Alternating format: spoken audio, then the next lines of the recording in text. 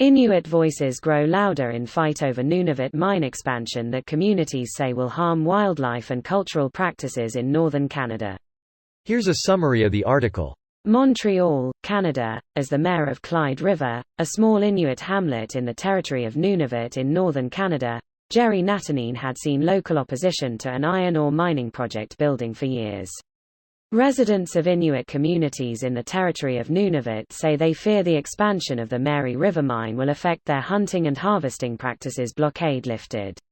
Inuit hunt narwhal, a whale sometimes called the unicorn of the sea, due to its long tusk, in the summer in open water on the Mary River project. The QIA manages an Inuit Impact and Benefits Agreement that was renegotiated with Baffinland in 2018. Inuit are being asked to carry so much risk, with very little benefit, or benefits that come in the form of money, which can't replace our culture or the wildlife or our harvesting practices, said Eric Utavac, chairperson of Mitamatalik Hunters and Trappers Organization in Pond Inlet, another Inuit hamlet on Baffin Island. In an email to Al Jazeera, Baffinland said based on its proposed impact mitigation and monitoring plans, it is confident the mine expansion can coexist with healthy wildlife populations and continued Inuit harvesting.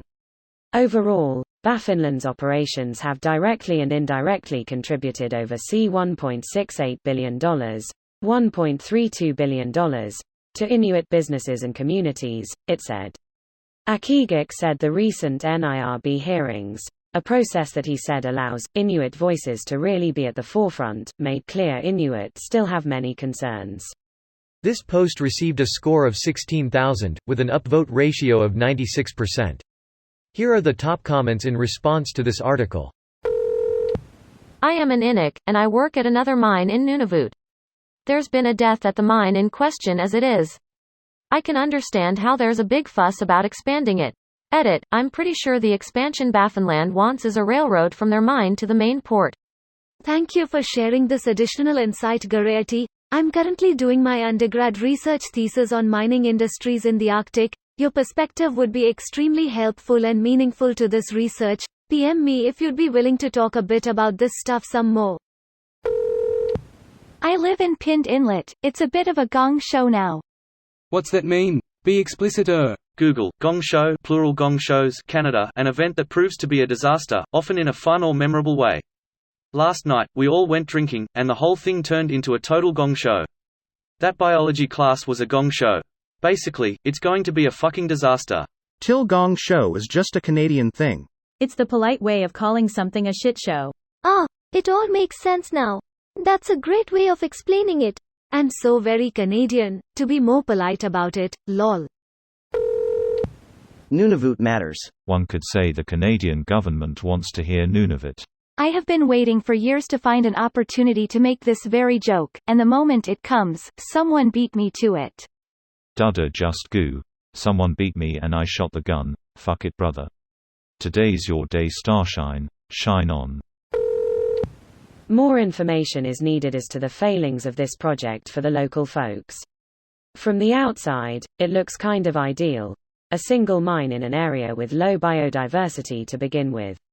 Far better than strip mining in jungles. I wonder what is the path forward, because no development is not a solution either.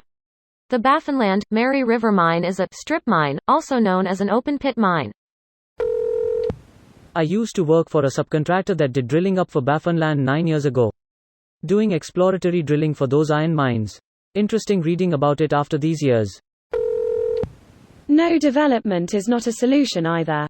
WTF? How did they ever survive, and how did the land ever cope before there was development? Give it a rest. It's Inuit land. Do what they say or pack your bags and go home. They did okay before y'all came mining, they'll do okay when you go home. Let's not forget who owns the place. They didn't really do that well before there was development.